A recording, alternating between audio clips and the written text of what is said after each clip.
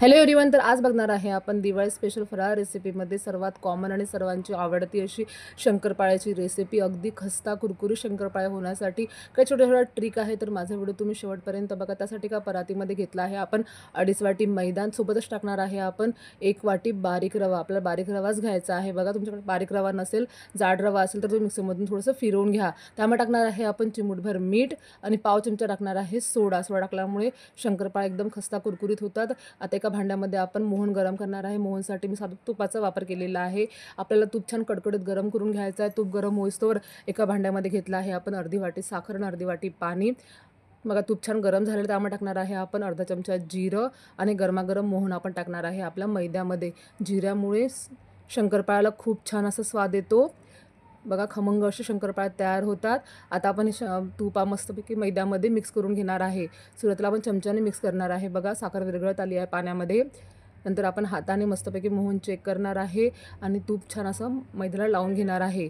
नंतर आपण अशा पद्धतीने साखरेचं पाणी मैद्यामध्ये टाकणार आहे आणि ओबडधोबडच गोळा आपल्याला भिजवायचा आहे. बघा काही त्याला जोर वगैरे लावायचा नाही आहे. ओबडधोबडच गोळा भिजवायचा आहे. गोड आपण आपल्या टेस्ट अकॉर्डिंग टाकायचं आहे. तुम्हाला जास्त लागत असेल तर तुम्ही साखरेचं प्रमाण वाढवू शकता. त्यासोबत पाण्याचं प्रमाणही वाढवा. बघा छान मस्तपैकी ओबडधोबड आपण गोळा तयार करायचा आहे. एक स्वच्छ पॉलिथिन घ्यायची आहे.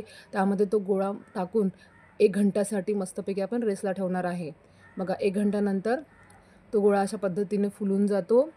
तर थोडंसं आपल्याला ओबडधोबडच मिक्स करायचं आहे. जास्त जोर वगैरे लावायची काही आवश्यकता नाही आहे. त्याचे 3 गोळे तयार करायचे आहे.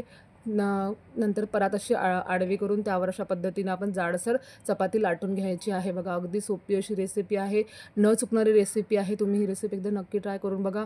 अगदी खस्ता कुरकुरीत असे शंकरपाळे तयार होतात.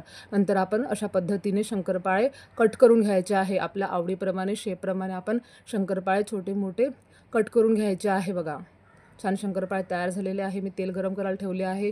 बघा त्याला कशी सुंदर अशी लेअर आल्या छोट्या.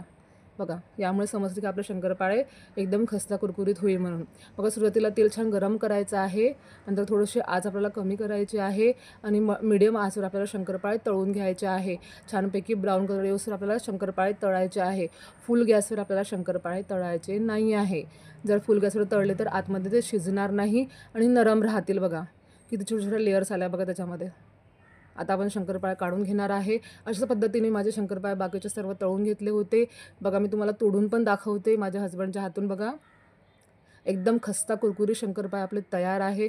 तुम्हाला माझा आजचा व्हिडिओ नक्कीच आवडला असेल तर माझ्या व्हिडिओला लाईक करा, शेअर करा, कमेंट करा. भेटू नेक्स्ट व्हिडिओमध्ये अशाच नवीन दिवाळीच्या रेसिपींसोबत. Bye bye.